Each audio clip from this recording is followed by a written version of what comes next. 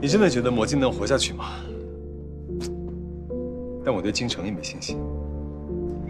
投项目也是投人，京城还是有点玩闹的意思，我拿不定主意。不管怎么样，移动互联网的革命已经开始了，这是块大蛋糕。现在的问题是要看怎么吃。我已经够仗义了。纳兰和郭新年先找的我，如果我马上签出一个5000万的支票，估计这会儿你老兄啊，估计这会儿咱们就该拼命了。我钓了半天的鱼，你拿个网子就都捞走了，那怎么行？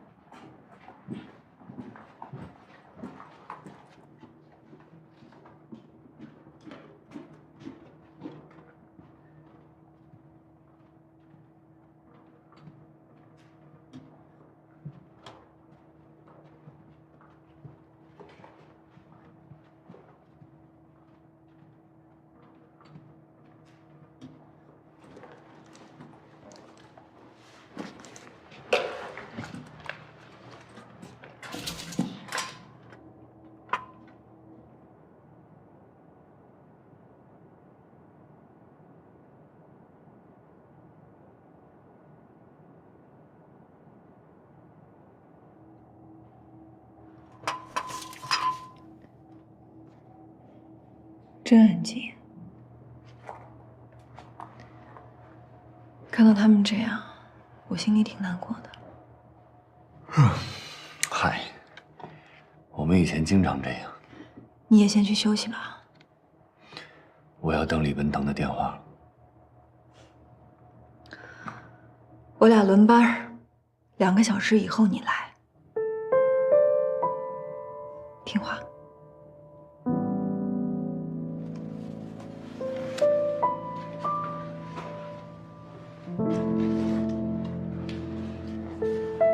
那你辛苦了。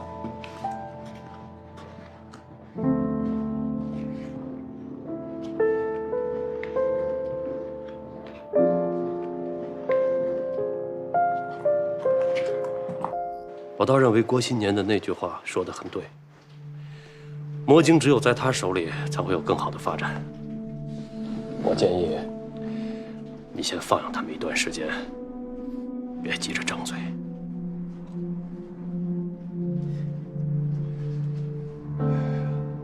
你这酒不错呀，酒不好你也不会来啊。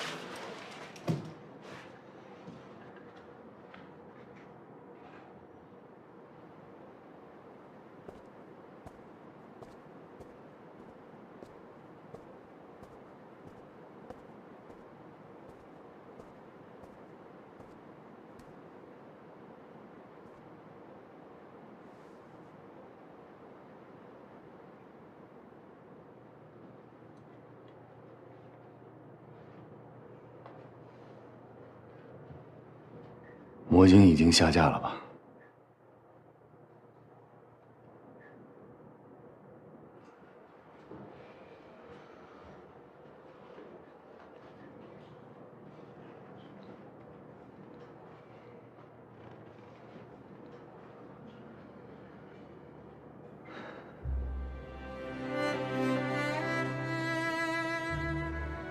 你们太不够意思了。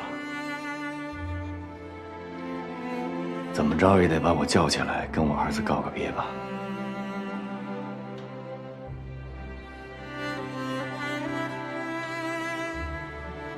杨洋，封账，剩下的所有的事情由我来承担。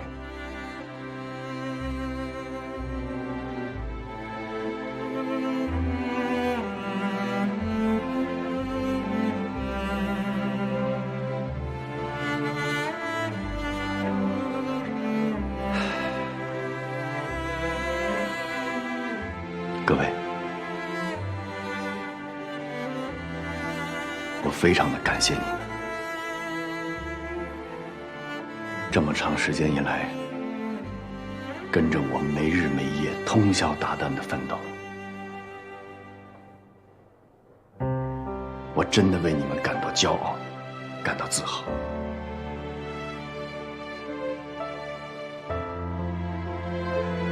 谢谢你。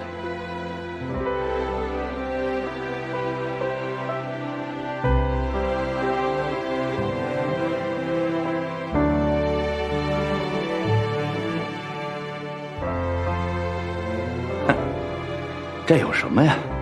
我一直都认为，这个世界就是靠梦想而推动前进的。所以拜托各位，如果将来有人问起你们，说郭新年到底是个什么样的人，你们一定要告诉他，郭新年是一个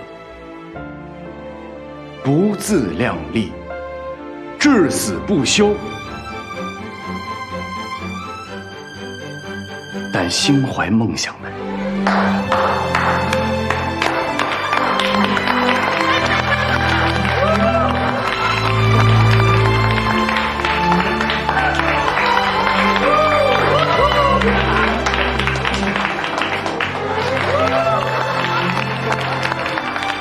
李总，你怎么来了？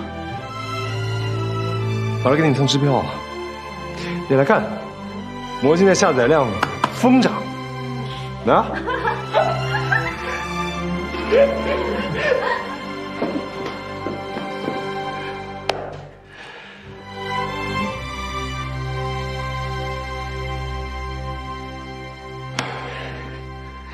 郭新年，李总是踏着今天第一缕阳光来给你送钱的。你放心，这5000万跟麒麟没关系，是我自个儿掏的腰包。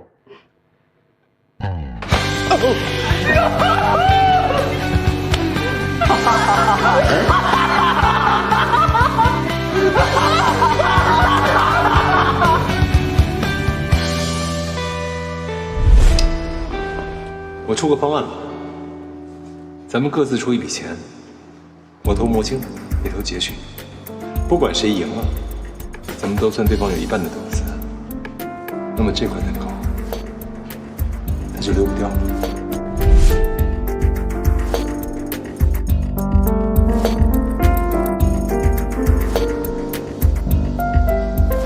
没有充分的法律依据，魔晶无法下架。你们答应过我，答应过我，答应过我的。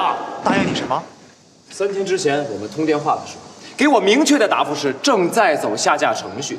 那会儿你们怎么不跑过来跟我说下架存在法律风险呀？升级之后下载量1400万，你们要的就是这个吗？当然，下载量也是一个考虑因素嘛。什么样的考虑因素？作为一款现象级的软件，超过1000万用户的下载量，现在下架，我们承担不起。我告诉过你们，这是一款正在掠夺国有资产、正在犯罪的软件，而且有严重的侵权行为。你们宁可承担这样的法律风险是吗？我们已经研究了商业法，这件事情在法律上尚无先例，也没有任何的明文规定。没有明文规定就可以犯法吗？你们起诉魔晶侵权也好，抄袭也好，只不过是你们的一面之词嘛。在法院还没有裁定之前，如果法院裁定下来，你就不怕那1400万的用户倾泻怒火了？如果有这一天的话，你们不相信有那么一天是吗？我们以法律为标准。你可以对法律有1万种解释，但是你正在和一个10亿以上用户的运营商作对。你拿着一个1000多万下载量的破软件，竟然在这跟我狡辩。我严重质疑你们的决定。等这官司打完，我会起诉你们知法犯法。金先生，那我们就一起期待法院给予大家一个公正的裁判吧。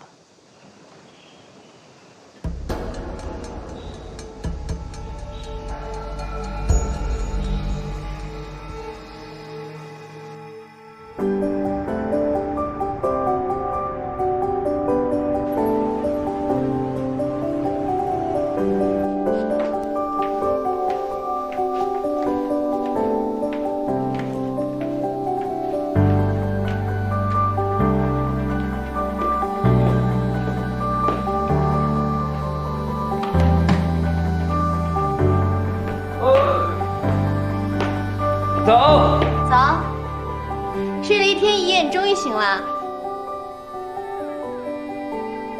告诉你个好消息，魔晶的用户下载量已经涨到快3000万了。太夸张了，我看过了，2600多万。1天的时间就涨了1000多万，很了不起了。过来吃早饭吧。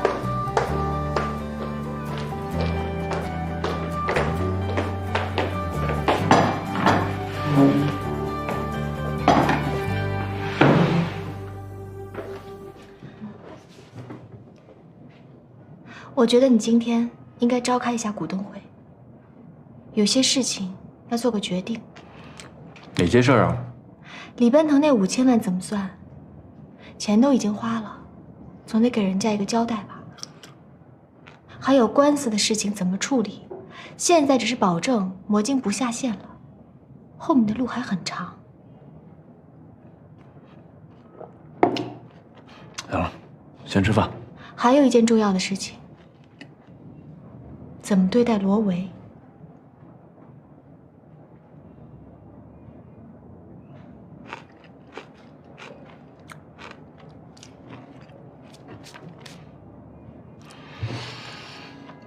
那你有什么想法呀？我的建议，给他期权，干够几年，承诺给他多少股份，然后把他逐年往外围放，必须要签竞业协议。禁止他到同类型的公司任职，敢去的话，让他赔个倾家荡产。等个2、3年吧，到时候他想走也可以，因为那个时候他掌握的技术已经过时了，不会对你造成任何威胁。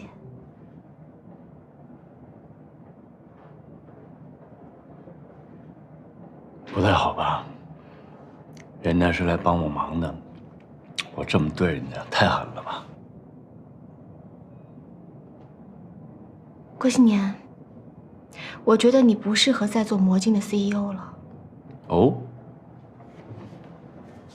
你需要一个职业的经理人，一个能替你打理一切的人，一个对你足够忠诚的人，一个让你信任的人。是你吗？当然，还能有谁呢？我已经想好了，你觉得所有麻烦的事情都可以交给我，我来帮你处理。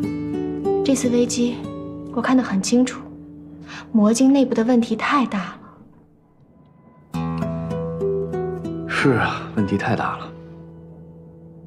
你看，我早就跟你说过，你应该马上从洛菲斯辞职。你看，你拿着人家的年薪，又在魔晶做着股东，还操着这么多的心，说出去也不合适啊。如果你同意我当魔晶的 CEO， 我今天就到洛菲斯辞职。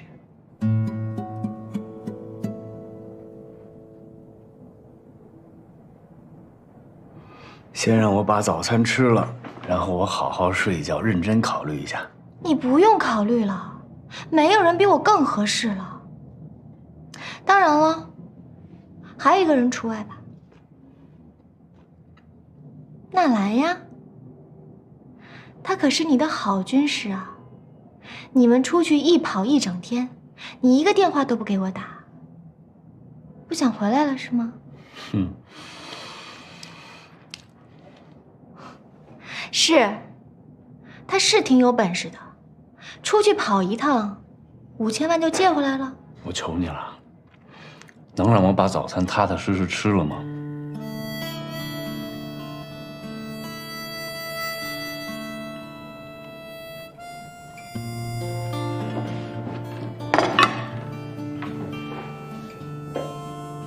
吃吧。谢谢啊，好吃的吧？这个研发中心，我打算投1个亿进来，你怎么看？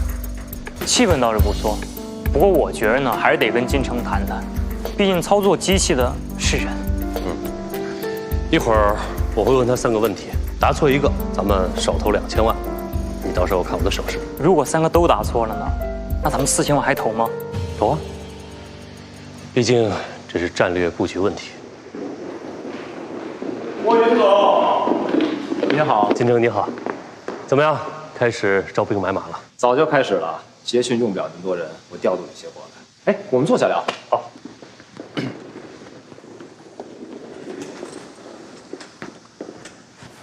怎么了，郭云总？您现在是有涉足通讯的打算吗？一点都没有。我们做电子商务，不知道被多少实体店攻击，每天的麻烦多得不得了。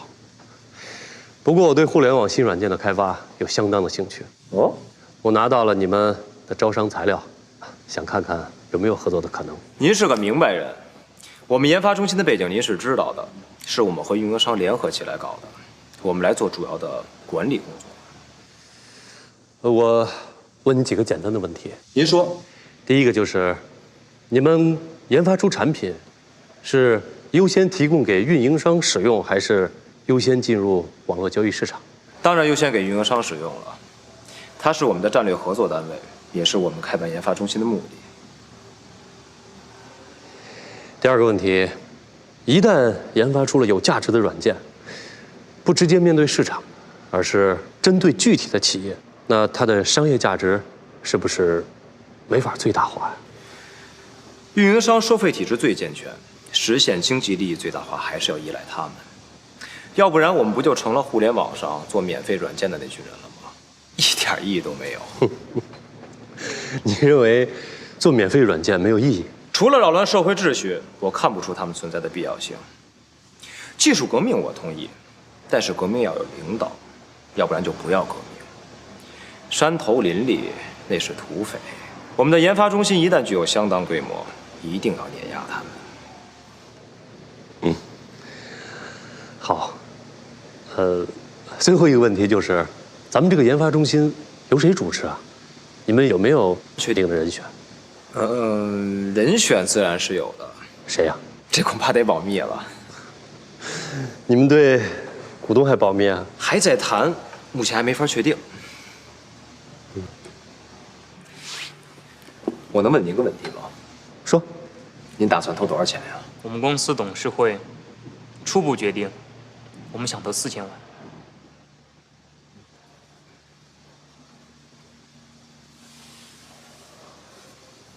4000万？对啊。霍云总的身家投4000万，是对我没信心啊，还是对运营商没信心啊？我认为信心是一个战绩一个战绩的积累，你们刚刚开始，还没到那一步。4000万是不多，但对于单纯的研发，应该够用。一旦你们有新产品问世，会重新估值，我们还可以追加啊。我听说李奔腾可能也会投进来，是吗？您是第一个来谈的，我们非常希望您能把价钱抬得高一点。这毕竟是最大规模的一次运营商集体行动。不过据我所知，李奔腾投了魔晶。他投了魔晶？他不怕赔死吗？那是他的问题。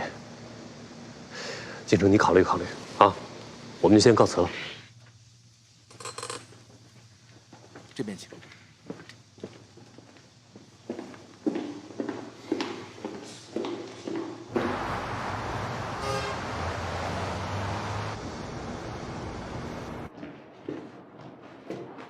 罗维呢？今天是股东会，他不是股东啊。罗维不参加是你的意思，还是郭总的意思？我通知的呀。我觉得他不应该参加这个会议啊。怎么了？我问的是你的意思，还是郭总的意思？我的意思，我今天就是想叫咱们几个股东来，商量一件非常重要的事儿。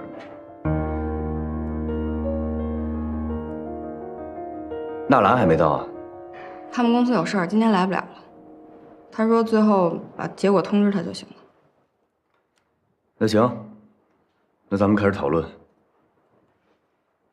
李奔腾的那5000万怎么办？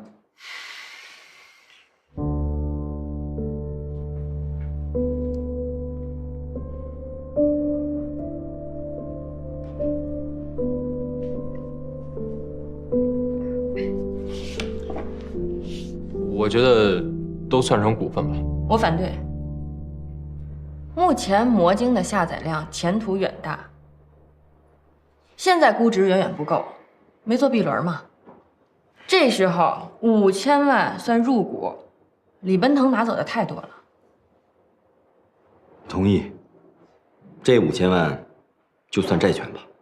我反对，要借你们借，我不借。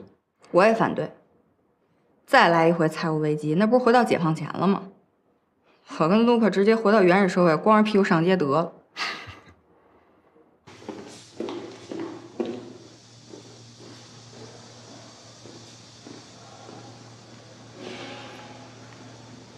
谈得不愉快，我给你订了回香港的机票，老爷来电话让你回去，老太太的忌日。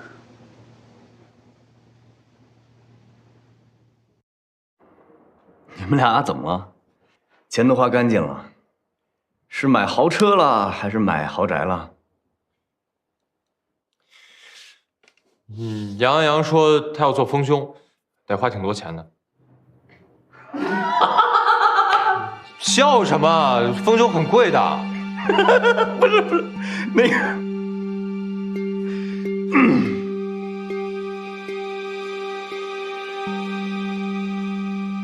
那是魔晶重要还是丰胸重要啊？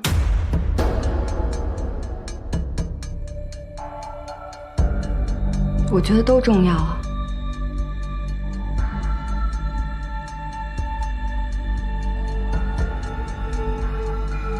对不起，我没有讽刺你的意思。你现在就是在讽刺我呀！你想干嘛呀？你干什么了？你张口闭口谈魔晶，你代表魔晶吗？你跟我们一块失过业吗？天天送简历，还没到2个月，我们又失业了。我们在高模咖啡蹭榜，天天担惊受怕的，差点让车给撞死。我们天天熬夜都熬成兔子眼了。你告诉我你干什么了？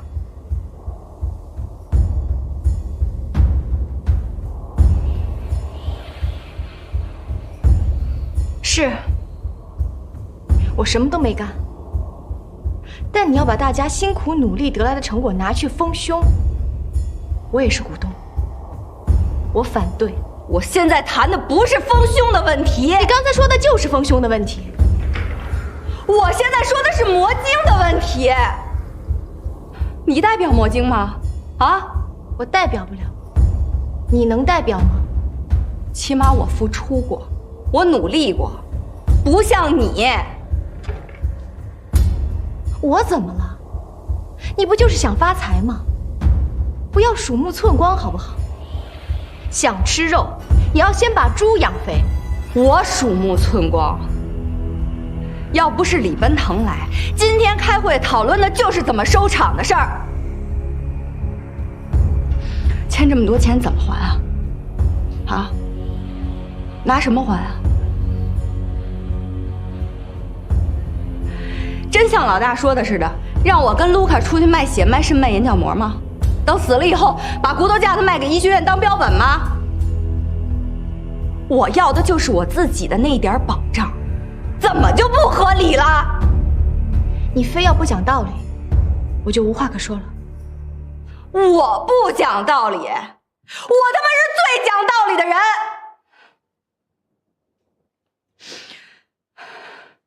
等李奔腾的那一宿，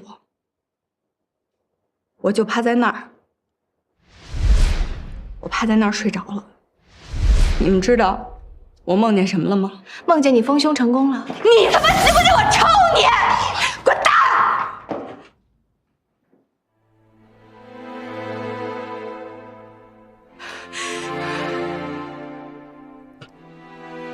就趴在那儿，我睡着了，我就梦见我跟卢卡结婚了。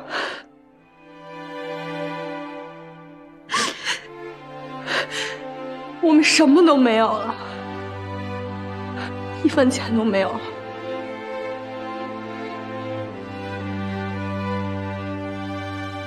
房子也是租的，我们还欠了很多的债。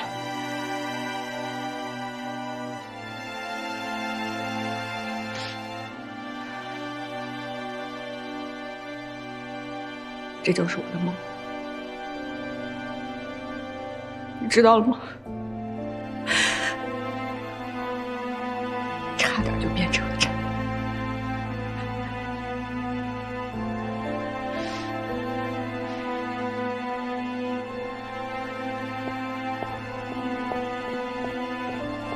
杨洋，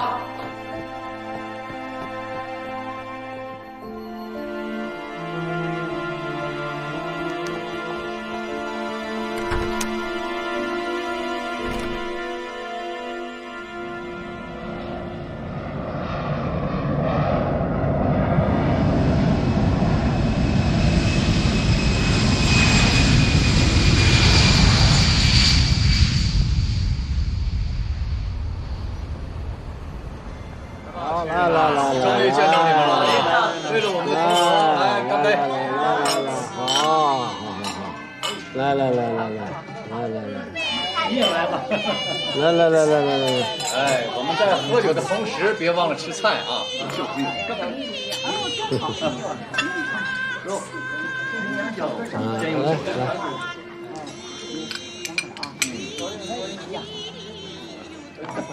来，就这个，来。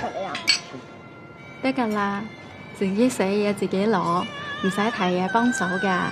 一会儿吃完了爷爷给你发红包了，啊？謝謝爺爺。去玩去吧，玩去吧。来，咱们哥几个好久不见。来，好，咱年轻的朋友。哎呀，大少喺大陸發達啦，做啲咩生意啊？二嫂冇問啦，大陸做生意好麻煩噶。聽講啦，惹到官司啊嘛。我一早同你講，叫你投資股市，喺屋企淡淡定就有錢剩。因為我介紹個股票經紀人俾你食，好得㗎。你睇我賺到咩咁你就知啦。我哋股市冇興趣，二嫂你就冇操心啦。聽講你惹咗官司咧，我哋都好擔心你㗎。不如我介紹個風水師傅俾你啊！澳門賭王都揾佢㗎，好犀利㗎，同你擺翻個風水局，避禍又招財，好啱你㗎。我自己嘅事我自己解除，身體健康，身體健康啊！来，孩子们，爷爷要给你们发红包了！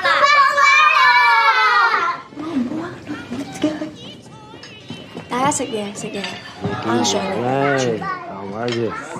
来，你要上学了，爷爷发你2个，好不好？啊，发你2个，好好读书。来啊，来一个，你来一个。啊，平时大家都在世界各地，做生意的做生意，安家的安家，孩子很难见到。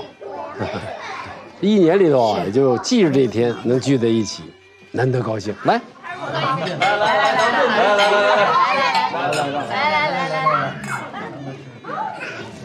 啊，没什么事，我先回去了。我那边还有事儿。着什么急啊？再陪我2天啊！今天是你奶奶的忌日，晚上财团董事们还来晚宴。现在不是孩子了，连跟大家伙多亲近亲近嘛。没什么可亲近的，我也没心思和他们家长里短的。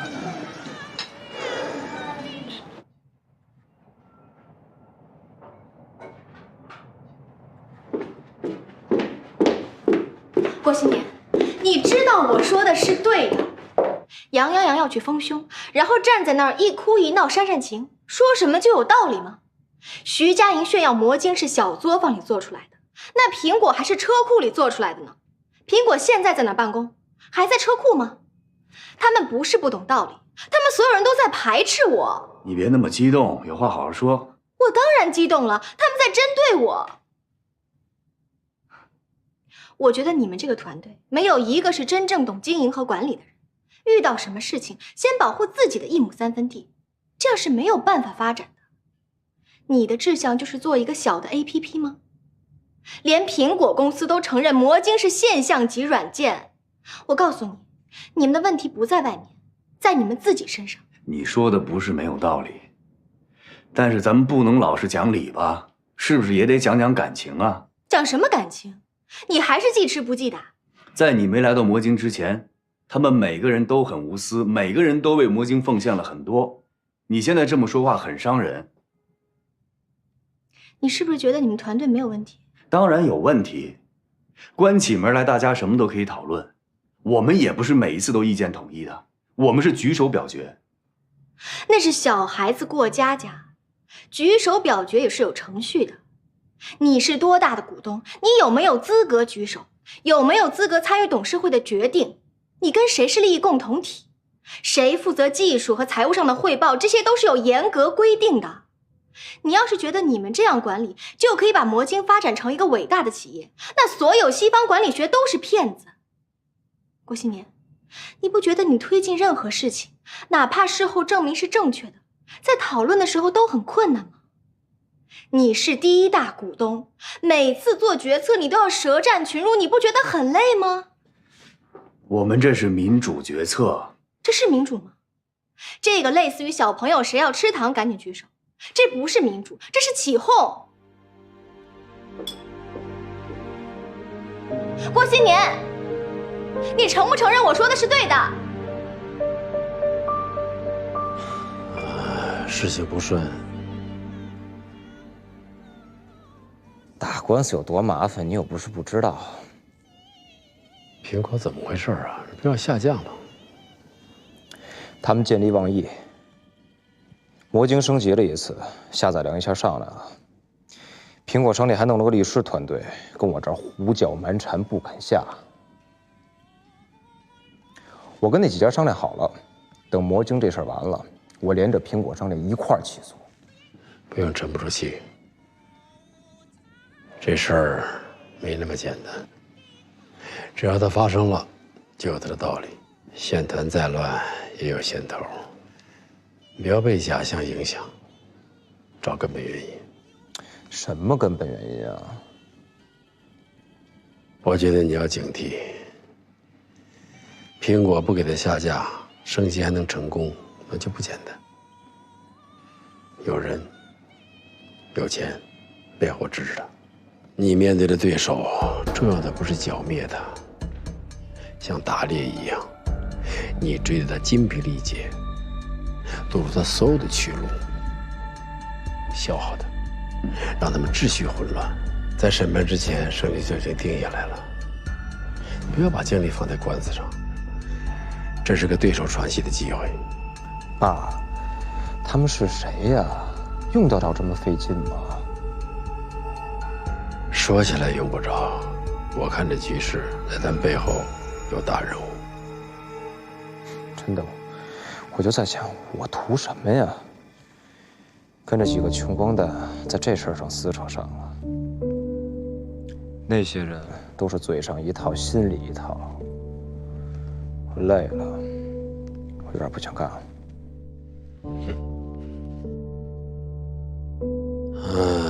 这话你要早说，我何须费劲费力的？现而今已经没有机会了。你是我儿子，你要输了，是打我的脸。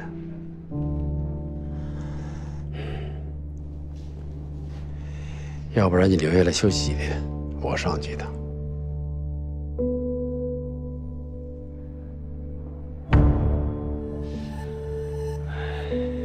我就那么一说，可是可以的。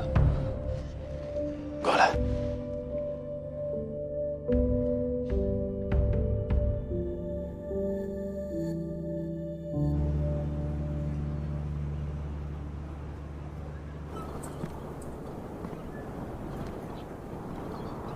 转到这里来开会，是我的提议。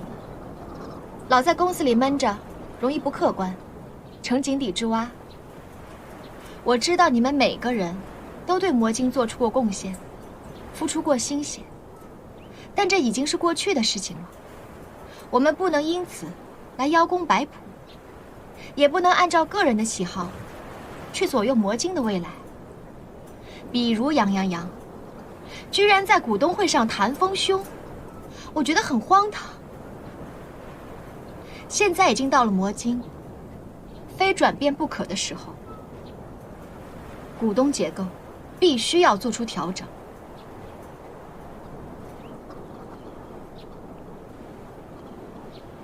商量这么大的事儿，恐怕得卢卡、杨洋都在场吧？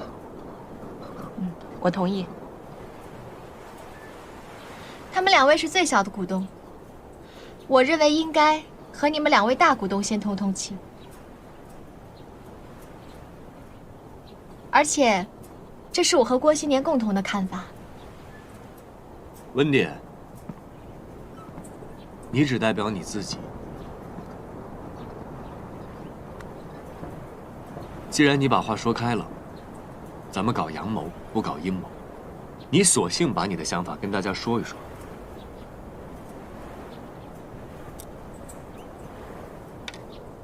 那好，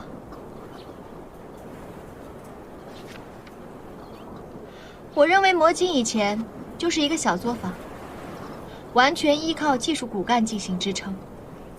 要想有大的发展，在管理上必须要正规化，搞技术的人要从管理层退出去，重新制定公司的基础架构，要聘请职业经理人做 CEO， 员工的股权和期权要按照工作贡献重新分配。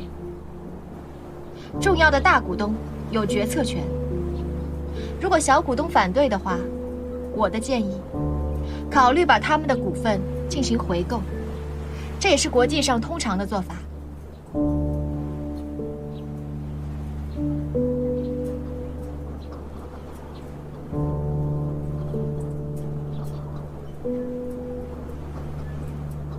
又是职业经理人，又是 CEO， 和国际接轨这事儿我懂。但我们就是小作坊，做出了魔晶，怎么适合它生存，我们自己知道。温迪，坦白讲，你用不着拿概念来唬人，因为我喜欢魔晶现在这个团队，我才加入进来的。你现在要改造它，把它变成我曾经干过的外企那样，冷冰冰的，一点温度都没有，一点人情味儿都没有，那我还不如回去接着开我的咖啡馆呢。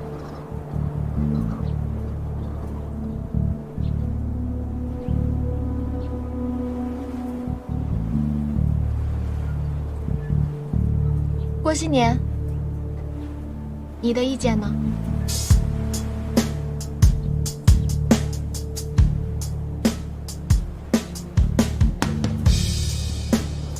我还没想好。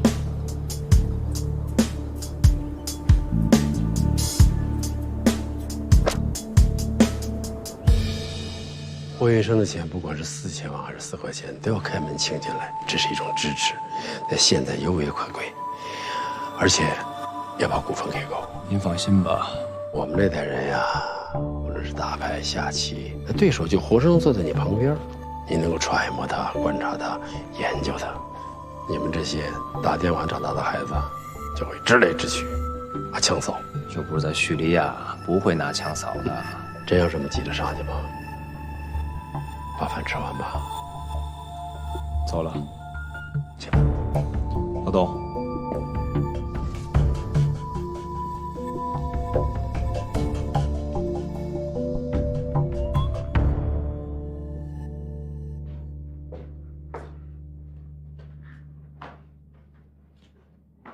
郭新年，我有正经事要跟你谈。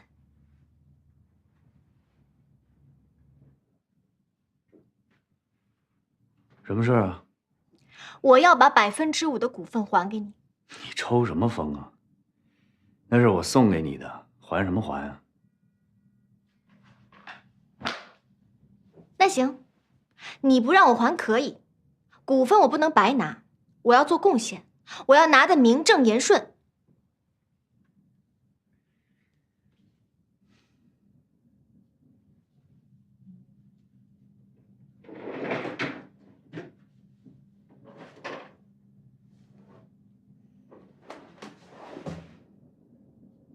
你又想怎么着啊？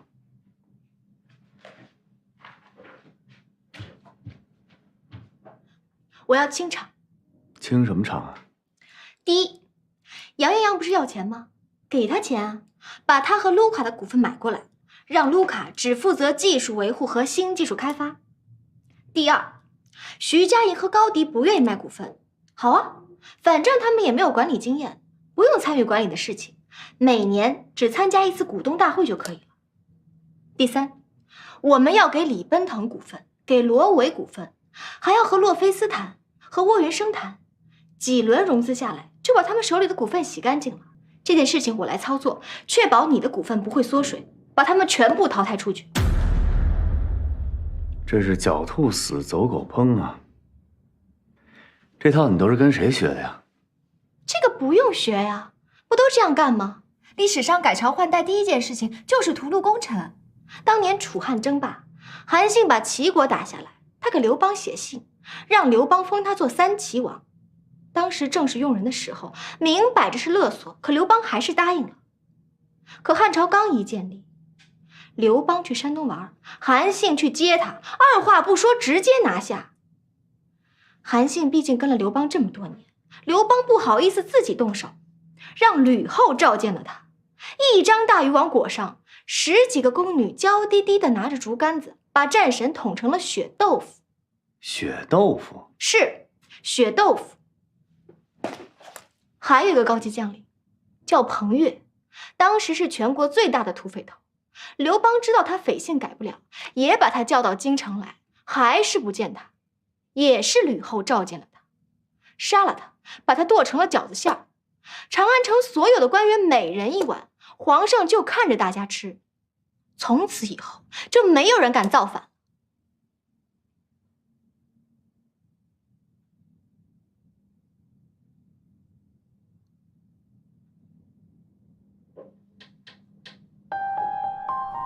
我警告你啊，我不是刘邦，你也做不成吕后。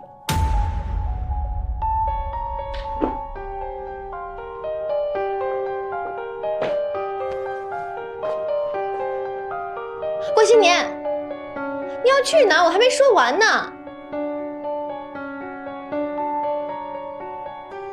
我今天晚上在外面睡，我怕我睡着了，你给我捅成血豆腐。郭新年，你知道我是为你好。换人我来当，就是要把他们清出去。老大，我们在民宿度假呢，你快来。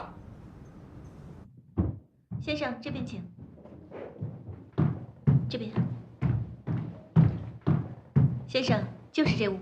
好，谢谢。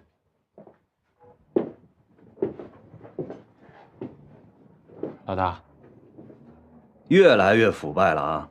怎么哪儿都有你呀？又作什么呢？保养看不出来啊？别乱丰胸啊！把屁股上的肉移到胸上，你不觉得麻烦呀？就是，我跟他说了，他不听我。哪儿是胸，哪儿是屁股，你分不出来是吧？姐这是脸，看清楚了啊！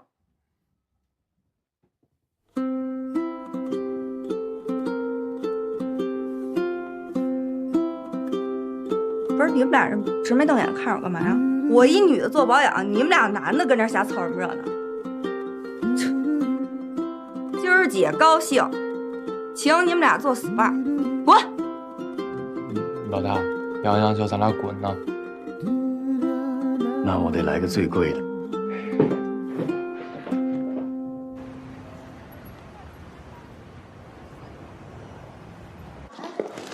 纳兰，李奔腾那5000万，算股权还是债权？杨跟卢卡不同意债权，他们不想还钱，连哭带闹的，整个管理层现在一片混乱。我在跟你说话呢。这件事儿你应该让魔晶的股东团队自己解决。那你也是洛菲斯的股权代表啊。李奔腾就是趁火打劫，魔晶还没有进行第2轮融资，他一下子拿走那么多股份，应该算债权。那你应该在魔晶的股东大会上做明确表态。纳兰，我求求你，能不能帮我一个忙？郭新年一定会给你打电话的。如果他给你打电话，你就告诉他那5000万，让他算债权。他凭什么听我的呀？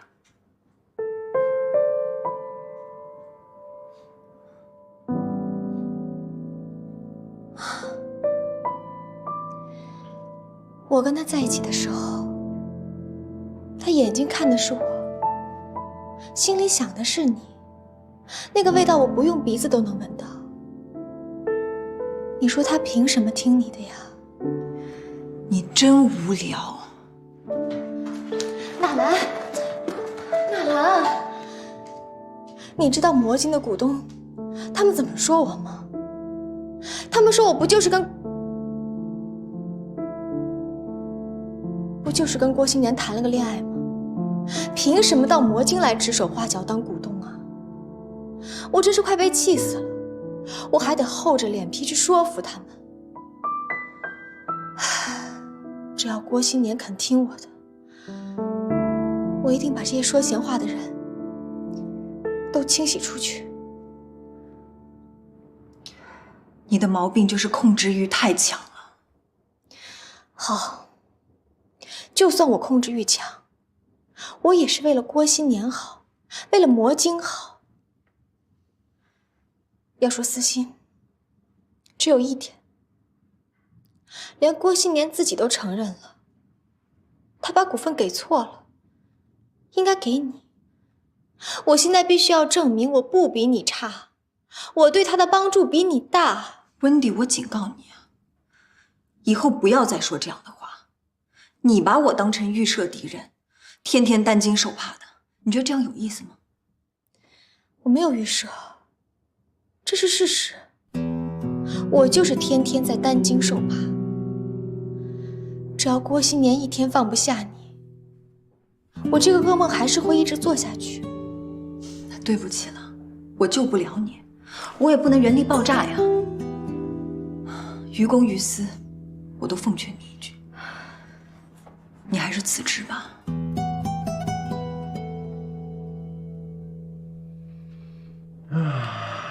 黛玉葬花呀！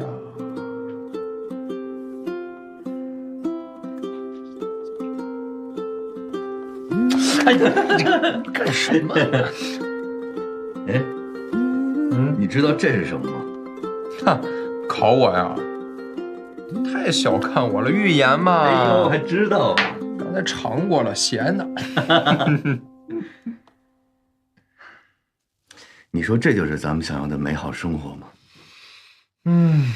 要不然呢？杨洋昨天骂我，他说你别老想念过去的那种生活，有什么好的呀？你想想，咱们那时候在破电影院啊熬夜的时候，个个苦不堪言的。那个时候要是有人跟你说这样的生活有多美好，你不得掐死人家？只有傻子才怀念过去的苦难。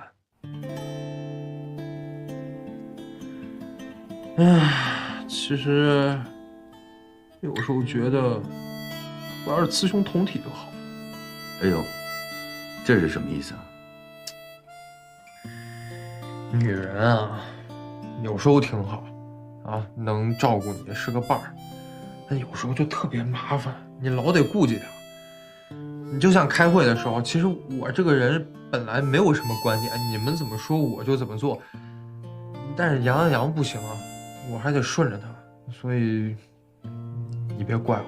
你是我兄弟，我怎么能怪你呢？哎，女人要是电脑就好了，需要的时候开机。不需要的时候关机，有时还能自动屏保，还不得懂。行，一会儿我就跟杨洋说。你别呀，老大！别动我腿，我痒。哎呀，你那个温迪也不是好弄的主，杨洋算是跟他杠上了。行了，咱们不说女人了。对罗维和李总，你是什么看法？我不说了吗？我没看法。罗维可以留，毕竟他在软件构架上是一把好手。但是，其他的必须你来决定。老大，我可只听你的。当当当当当当当，闪亮登场！好看，好看！你赶紧出去，赶紧出去！哪儿好看了？你看见我哪儿闪亮了就好看。我不是脸闪亮，我是手闪亮。都闪亮，都闪亮！你赶紧出去，我这什么都没穿呢。哎，还有这么不害臊的？老大，重要的事情说3遍。温迪是美女蛇，是美女蛇，是美女蛇。姐，你还行不行了？你跟人结死仇啊？怎么了？我是要向老大说明我的观点。老大，你可得离他远点啊！我觉得纳兰不错，要不你的 boys？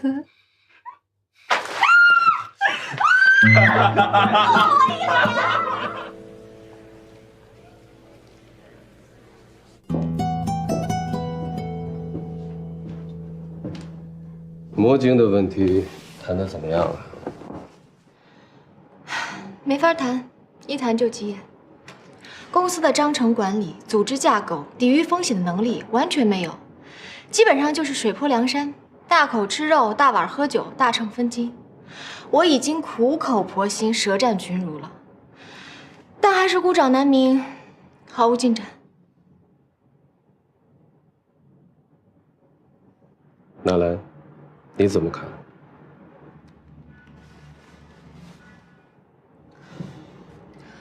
魔晶的发展对郭新年个人非常依赖，就好像微软的比尔盖茨、苹果的乔布斯，他们个人都能影响整个公司的风格。我认为不需要强行调整，至少目前是这样。我们不是大股东，我们最终还是要退出的。公司里的人事调整和运作，我们只有建议权。我现在主要是担心，他们能不能扛住这次官司。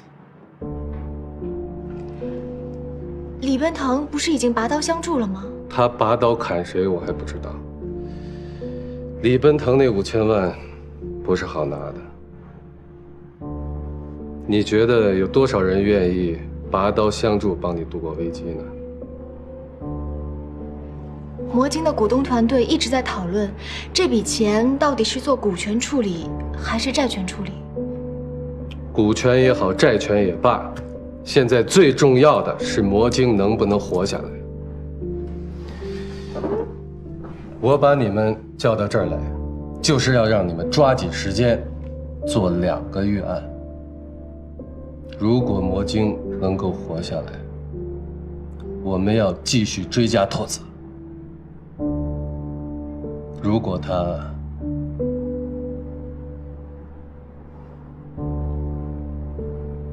你们懂的，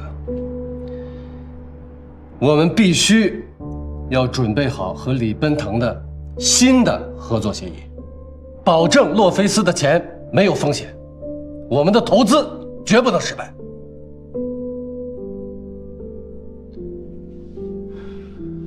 这件事仅限于我们3个人知道。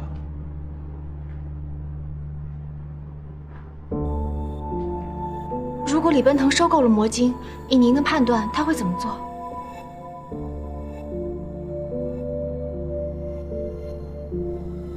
纳兰，你觉得他会怎么做？李奔腾会怎么做，我不知道。但是我可以肯定，郭新年会离开魔晶。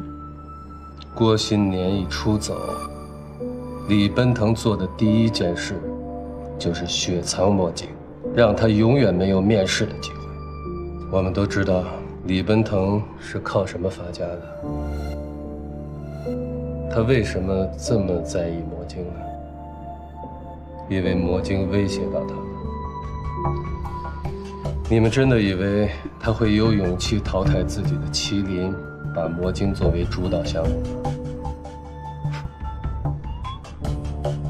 就算李奔腾同意，他的团队会同意吗？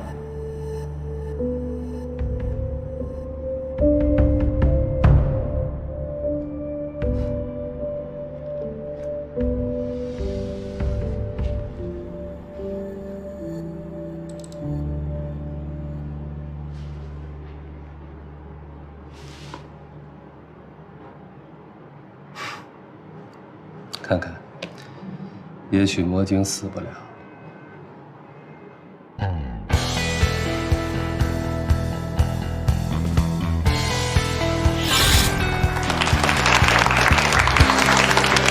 快看，2958了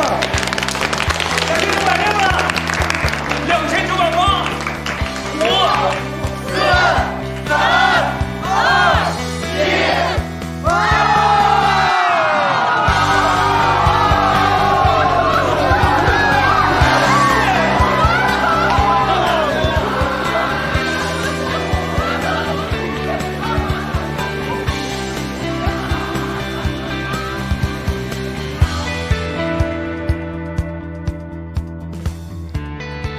这个成绩是个奇迹。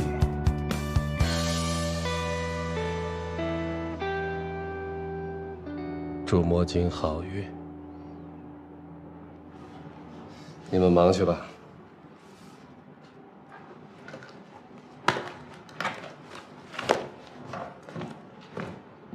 你还有事吗？我有些事儿想跟您单独聊一聊。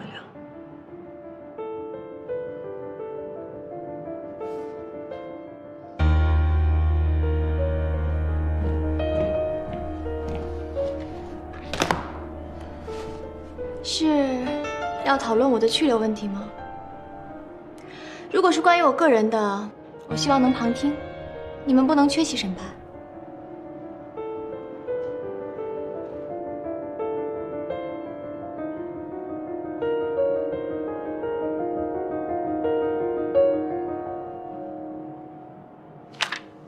5分钟把事情说清楚。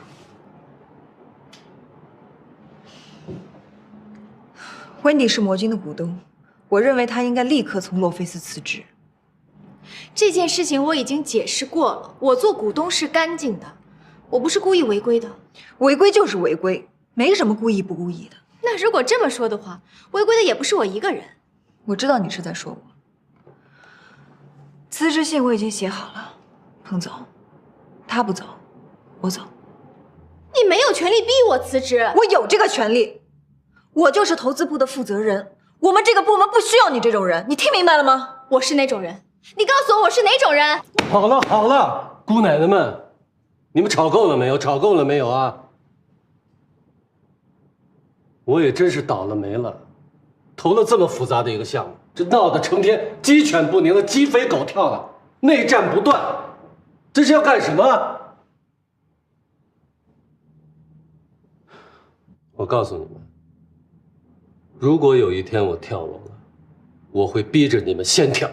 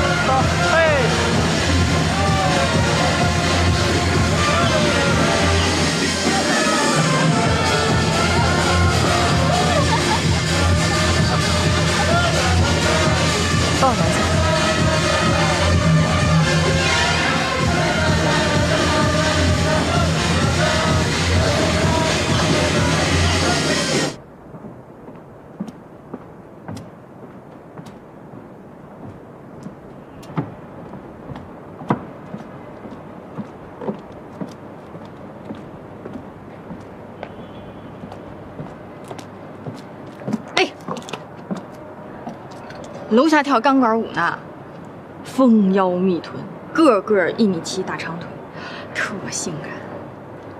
我怕我经不住诱惑。大家都挺高兴的，你怎么了你？吕奔腾那5000万怎么处理？大家意见不统一，我也不知道该怎么办了。下载量过3000万，运营商就不起诉我们了吗？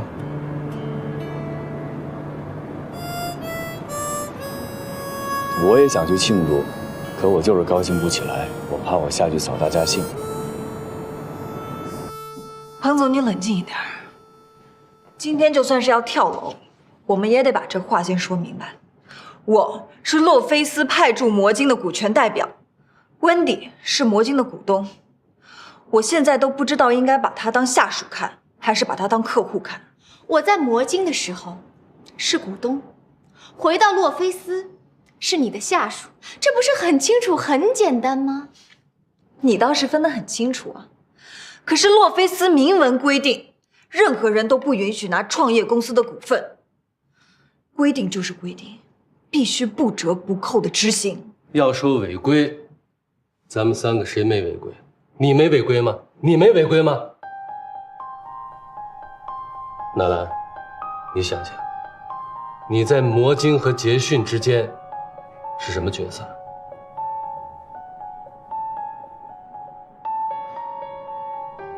是什么角色？你能说清楚吗？你告诉我，你能说清楚吗？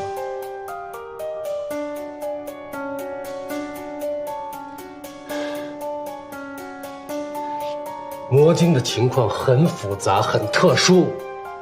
温迪要在第一时间把魔晶的真实情况带回来告诉你，他还要在第一时间把洛菲斯汇总的信息传递给魔晶，这对洛菲斯对魔晶都有好处。哼，拍电影是吗？现在双面间谍，你让他去当卧底，这不是做生意啊，这是内幕交易啊！对洛菲斯有好处的事为什么不能做？你告诉我为什么不能做？为什么？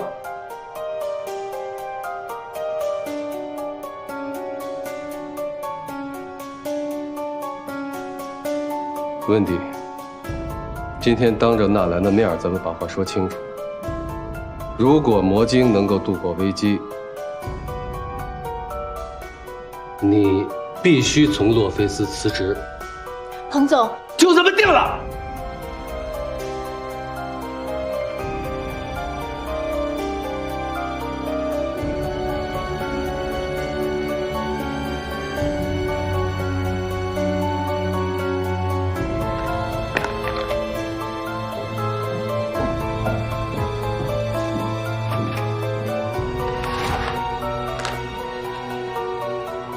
彭总，到时候会把辞职信交到您手上。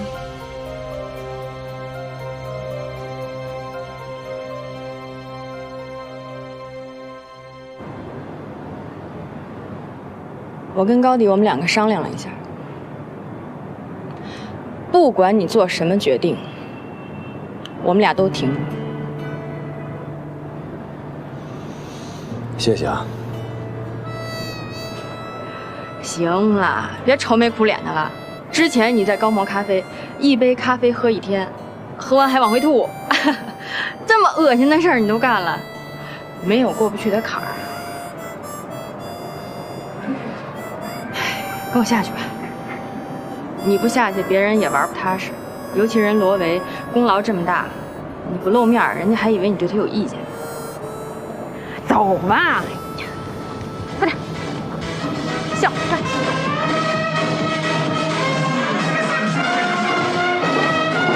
不，你上哪去了你啊？顾新年，来。Cheers， 你悠着啊，别喝多了。成功了，我们。老大，找你半天了，你去哪儿了？哎，有东西给你。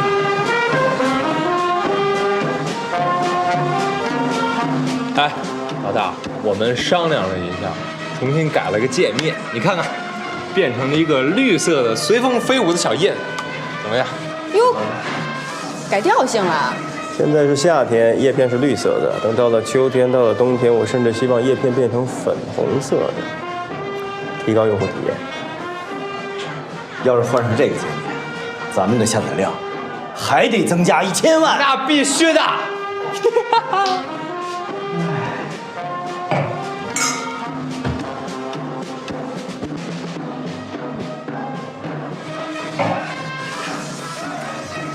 咱俩聊聊啊。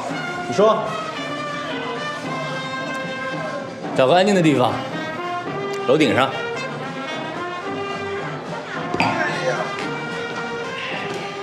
我陪郭总去聊聊。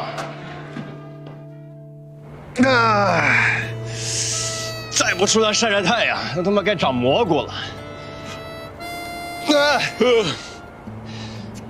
哎，我这脖子呀，还有这个肩膀，我住那地儿太潮了。哎呀，这在北方再得了风湿，这妈的！我这个颈椎也完蛋了，动不动就莫名其妙的头疼。医生也不让我吃止疼药，只让我运动。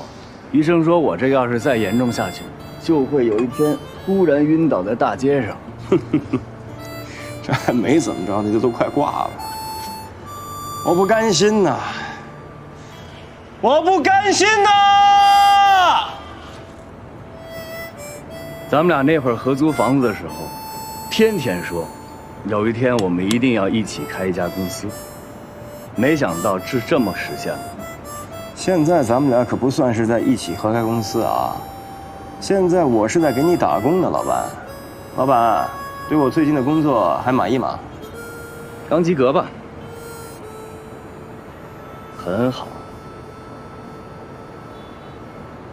股东们委托我跟你谈一谈。谈一谈股份问题、薪水问题、继续合作的问题，还有将来你在公司的职务问题。跟我说说，你是什么想法？这么大事儿，我就不发表意见了吧。老板们怎么定就怎么定吧，我就等着皇上颁旨。那朕希望你留下来。朕希望我留下来。朕还记得当初我邀请你加入胡油的时候，你是怎么跟我说的吗？你说你干你的，我干我的，我们各干各的。朕当初要是愿意来帮我，我就不会被淘汰。我当初是能成的，朕还记得。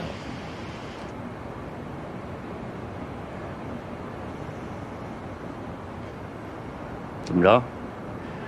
胡油垮了，怪我呀？就怪你。那你为什么还要来帮我呢？因为我仗义啊，因为你现在遇着难了，你需要我，我就来了。我不像你。这笔旧账你要翻到什么时候？看心情吧。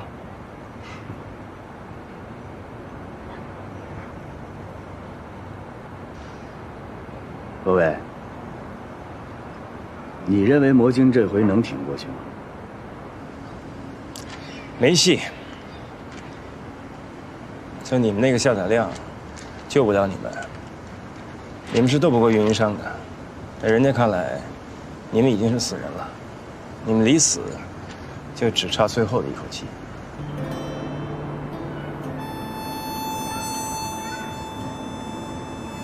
谢谢你跟我说实话，我有心理准备。我的这份家业，是我赤手空拳打回来的，大不了再一无所有的回到大街上，能怎么样啊？我不怕，只要魔晶还在，我就不会心甘情愿的等死。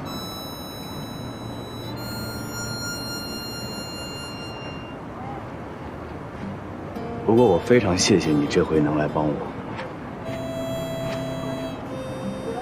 如果你有更好的去处，我一定不会耽误你。如果你暂时没有，我希望你留下来，咱俩一起干。你有任何条件，直接跟我说。哎呀，说的我都快动心了。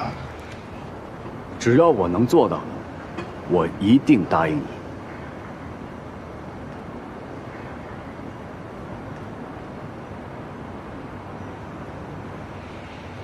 当初我邀请你来湖游的时候，我已经做完准备了。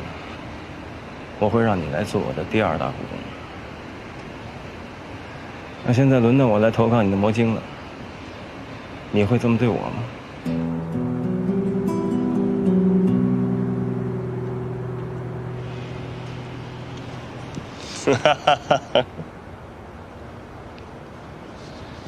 行了，要我来，我只有一个条件。这个软件将来的发展方向我来定，我说了算。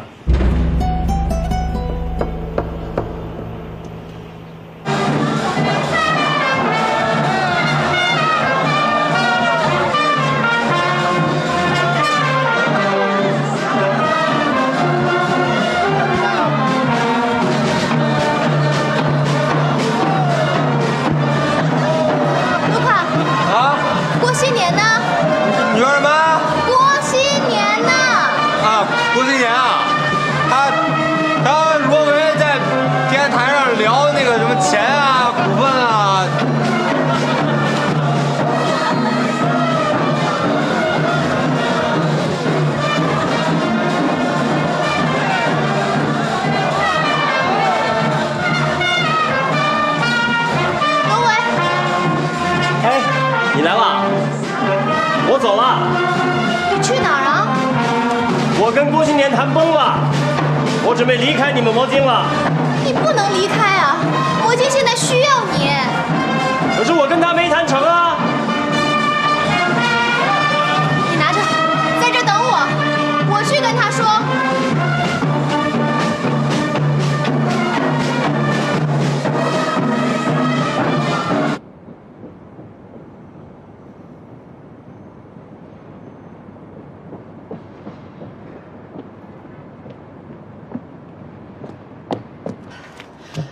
郭新年，我不管你想什么办法，无论如何不能让罗维走。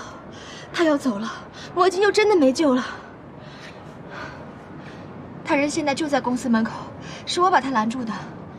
我求你了，郭新年，跟我一起去说服他吧。你说话呀！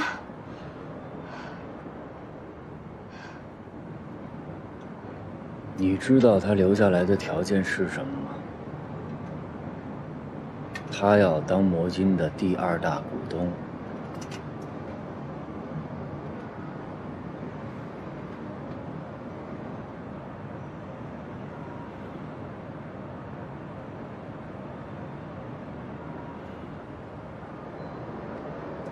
没关系，如果你同意的话，股份的事情我可以给他做工作。这都不是最重要的。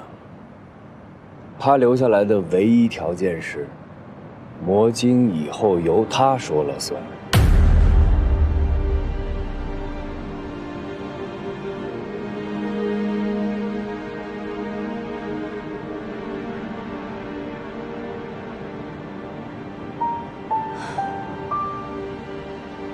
罗威就是太贪心了。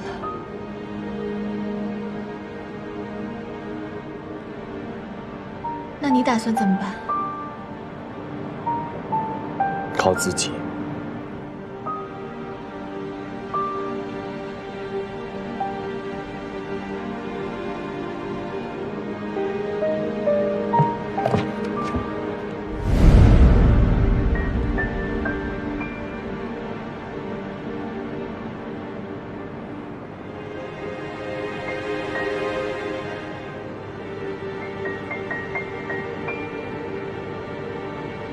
郭新年，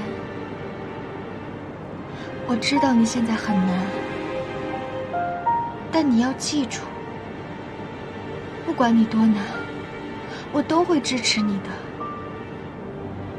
无论我做什么，你喜欢也好，不喜欢也好，我都是全心全意为你的。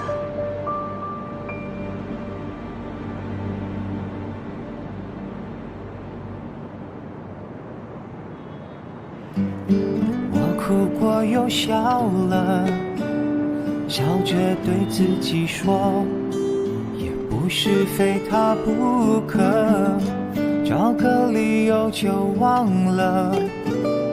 或许沉默久了，变得口若悬河。我梦过又醒了，醒着对自己说，希望你为自己而活，别把生命都错过。你还有那么久的梦要做。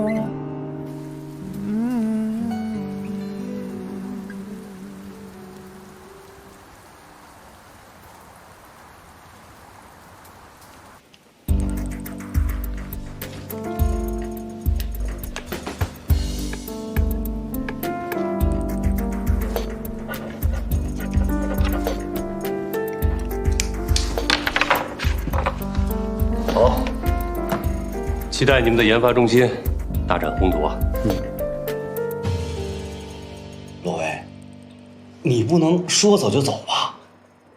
你有什么不满意的地方，你跟我直说。真没有，都挺好的。告诉我，将来咱们山高水远，江湖再见。小王，走。哎，罗威，你听我说，你说你帮了这么大忙，我们还没感谢你呢，你就这么走了？这太破事了。而且郭新年这人一根筋，你想要什么条件，你跟我提，我做他工作去，没问题。郭新年，你怎么跟罗威谈的啊？他怎么要走了？咱们就不为难他了，我们已经聊好了。怎么不为难人家了？回头我再跟你说。罗威，送你。徐总、杨总、卡总，拜拜，高总。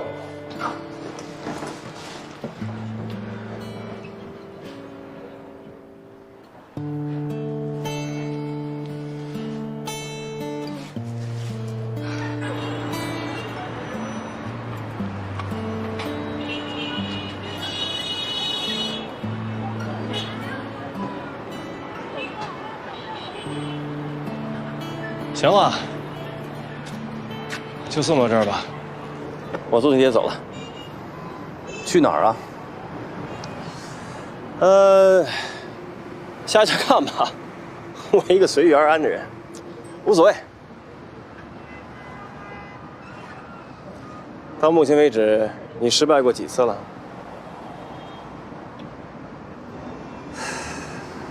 ？3次吧。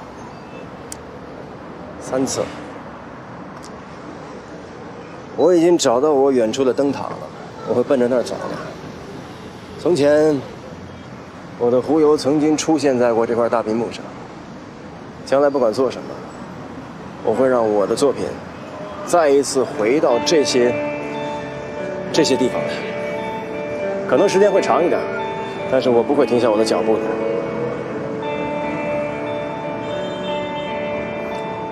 需要什么帮助尽管开口。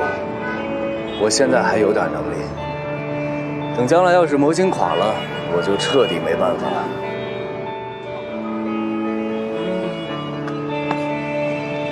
我缺钱，但我缺的不是你这点小钱。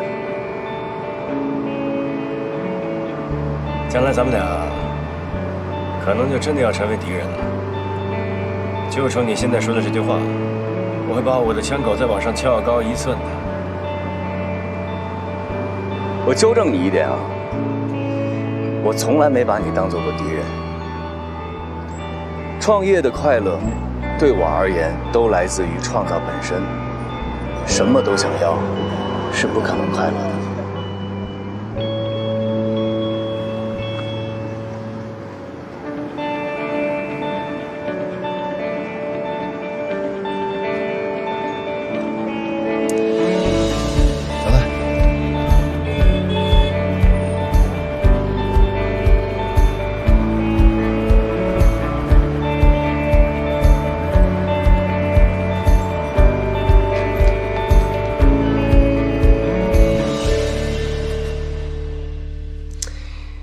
我跟魔晶这次打官司，您觉得谁会赢啊？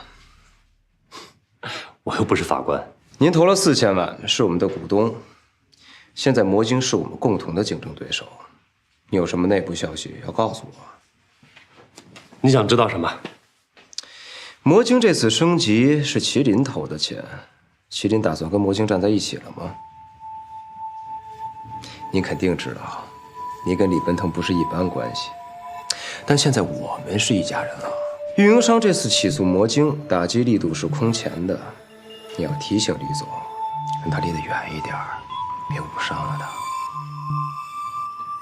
凯撒的归凯撒，上帝的归上帝，商业问题商业解决。我相信法院是公正的。